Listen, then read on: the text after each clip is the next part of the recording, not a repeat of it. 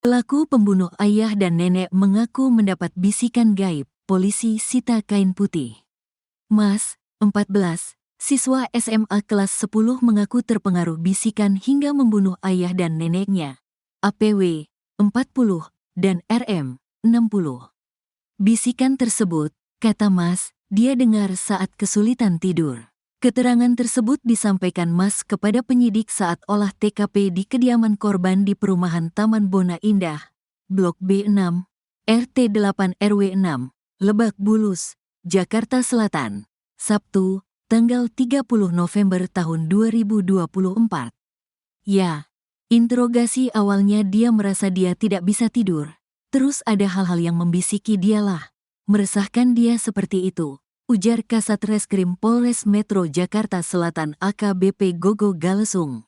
Namun demikian, keterangan awal korban terkait bisikan berujung pembunuhan ayah dan nenek tersebut masih terus didalami penyidik. Ini masih kita dalami, kita belum bisa ngambil kesimpulan kalau untuk motif, jelas dia.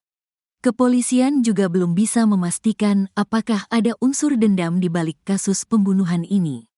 Enggak, belum ada, ini masih kita dalami, ini kan masih awal sekali. Ini keterangan awal dari kami ya, jelas dia. Dalam pemeriksaan kasus ini, kepolisian telah memeriksa tes urin pelaku.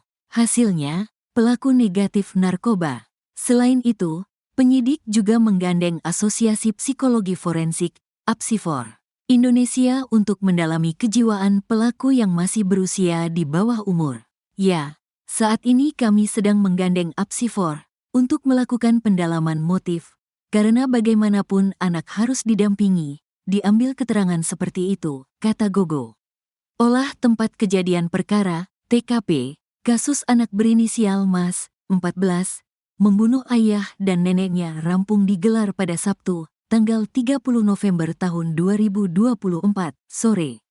Pembunuhan itu terjadi di rumah yang dihuni pelaku dan korban di perumahan Taman Bona Indah Blok B6 nomor 12, Lebak Bulus, Cilandak, Jakarta Selatan, Sabtu dini hari sekitar pukul 1 waktu Indonesia Barat. Seusai olah TKP, polisi membawa bungkusan kain putih yang berisi sejumlah barang bukti.